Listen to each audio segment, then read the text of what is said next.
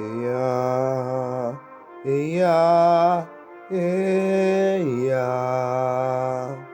Il se criait du ciel. Eya, Eya, Eya. Il se criait du ciel. Il se criait du ciel. Eya, Eya. Il se criait du ciel. Eya, Eya. Il se criait du ciel. Eya, Eya. Il se criait du ciel. Bienvenue dans cette 11e intitulée nommée Mes réseaux de guerre. 11e partie témoignage, extrait de notre livre audio Schéma, ce qui veut dire en hébreu ce qui est entendu.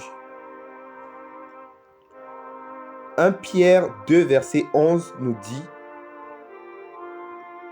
Bien-aimés, je vous exhorte comme étrangers et voyageurs sur la terre à vous abstenir des convoitises charnelles qui font la guerre à l'âme. Mes réseaux de guerre, pourquoi mes réseaux de guerre? J'ai souvent été quelqu'un qui était soit très actif sur les réseaux dans l'enfance, soit pas du tout actif sur les réseaux. Et cela m'a servi de bonne leçon.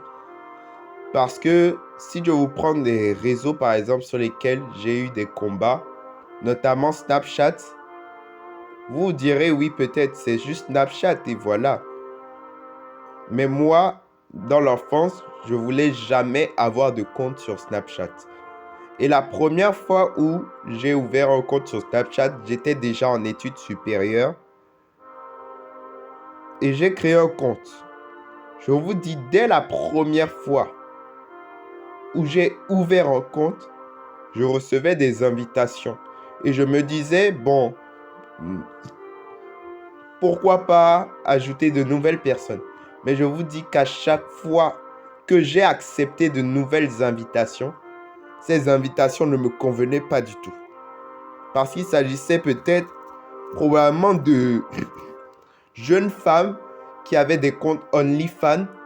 Donc c'était tout ce qui est vraiment érotique et qui, en fait, s'amusait à m'ajouter.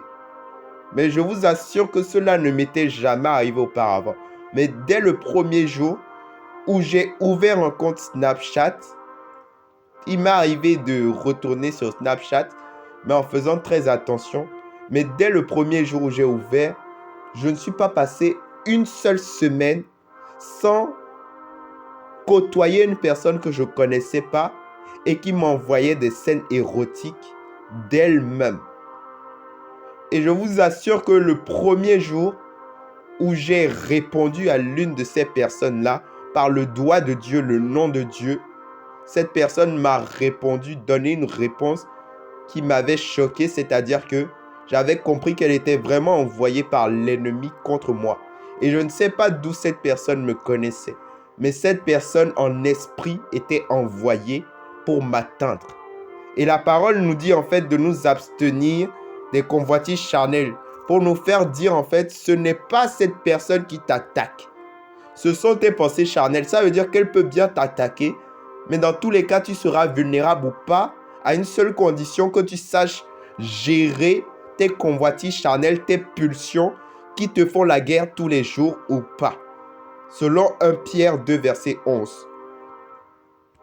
Et j'ai compris une chose, c'est que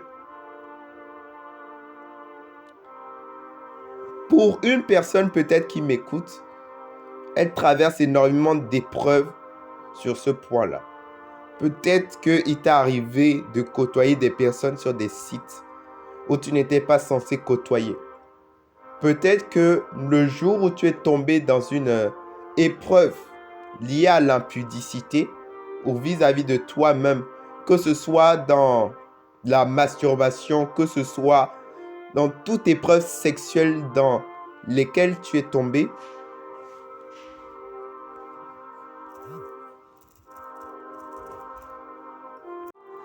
que ce soit physiquement, que ce soit spirituellement, que ce soit même que ce soit dans tes rêves ou toute autre forme de canal de communication que tes pulsions ont utilisé contre toi, j'aimerais t'encourager, te dire que le Saint-Esprit est avec toi maintenant, que Christ est avec toi maintenant et que tu es étranger, étrangère, voyageur, voyageuse sur la terre.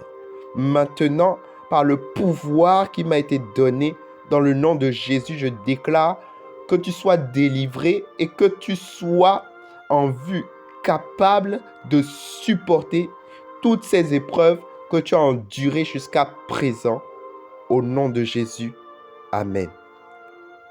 Ya, ce criait du ciel, ya, ya, ya. Si ce criait du ciel, ya. C'était le 11e intitulé Mes réseaux de guerre.